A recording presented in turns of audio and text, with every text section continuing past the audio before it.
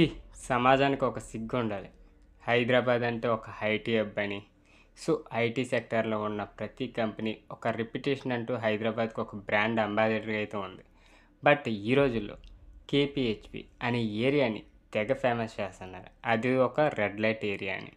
So, చాలా social మీడియాలో, ఇన్‌స్టాగ్రామ్‌లో ఎస్పెషల్లీ మరి ఇది పోలీసులకి తెలుసో తెలీదో గానీ, తెలంగాణ ప్రభుత్వంలో ఒక ఏరియానైతే బాగా కించపరుస్తున్నారు. సో, అదే కేపీహెచ్‌పీ. సో, ఈరోజు వీడియోలో ఈ ఏరియా గురించి తెలుసుకుందాం. సో, వీడియోని ఎవరైతే కొత్తవారు చూస్తున్నారో ఇంట్రెస్టింగ్ స్టోరీస్ అండ్ ఫ్యాక్ట్స్ కోసం మన ఛానల్ తప్పకుండా అయితే సబ్స్క్రైబ్ చేసుకోండి.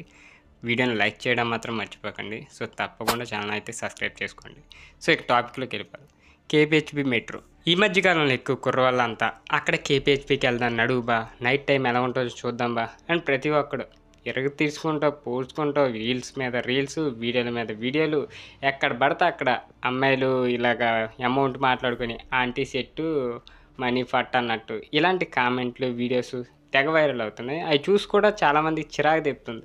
ఆ ఏరియాలో ఉండే ప్రజలు ఇంకా అలాంటి వారైనా అనే ఒక ముద్ర అయితే ప్రతి ఒక్కడికి వచ్చేది. సో, ఇది తెలంగాణ పోలీసులకు కానీ అక్కడున్న ప్రజలకు కానీ తెలుసో తెలీదో మనకైతే అంతగా వివరణ లేదు కానీ, సో, ఇవి వైరల్ అవ్వడంతో చాలామంది ఇక్కడ ఒక వ్యభిచార మూట గుట్టురట్టయితే కొన్ని ఛానల్సే, ప్రత్యేకించి కొన్ని ఛానల్సే వీటి మీద ఫోకస్ పెట్టి తీసుకెళ్తా ఉన్నాయి. సో, ఇంత అలా జరుగుతున్నా మరి హైదరాబాద్ పోలీసులు ఎందుకు పట్టించుకోవట్లేదో, అక్కడ ఎందుకు గస్తీ పెట్టట్లేదో, ఆ టయానికి అక్కడ ఎందుకు పోలీసుల్ని పహారా నిర్మించట్లేదో నాకైతే ఇప్పటికీ ఒక మిస్టరీగానే ఉంది. సో, హైదరాబాద్లో ఎలాంటి ఇల్లీగల్ అఫైర్స్ అనేవి చాలా ఏరియాలో ఉన్నాయి. ఎస్పెషల్లీ కొన్ని నెక్లెస్ రోడ్ కానీ ఇవన్నీ ఉన్నాయి.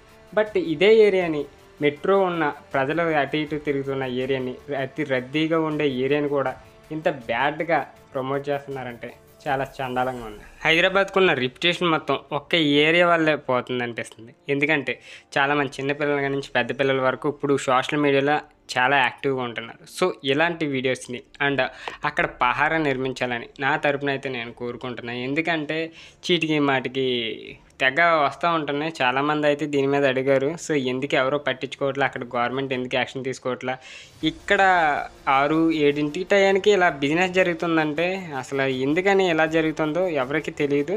సో, ఎవరో పట్టించుకోవట్లేదు. ఇలా బేరాలు ఆడే వీడియోస్ కూడా ఇలా పోస్ట్ చేస్తున్నారంటే మరి ఎంత దరిద్రంగా తయారయ్యారో నాకేమో అర్థం కావట్లేదు. సో, గవర్నమెంట్కి ఒకటే రిక్వెస్ట్, ఈ ఏరియాని ఆ టయానికి అయితే సరౌండింగ్లో పోలీస్ అండర్లో అయితే ఉంచండి. సో, ఇప్పుడు కూడా మనం మాట్లాడకపోతే ఇది విచ్చలవిడతనం అయిపోద్ది. రేపు మీ కొడుకో, మీ పిల్లోడో అక్కడే ఉంటే మీ పరిస్థితి ఎలా ఉంటుందో ఒకసారి అర్థం చేసుకోండి. వీడియోని షేర్ చేయడం మాత్రం మర్చిపోకండి. మన ఛానల్ తప్పకుండా సబ్స్క్రైబ్ అయితే చేసుకోండి. మళ్ళీ నెక్స్ట్ మంచి వీడియోతో వస్తా.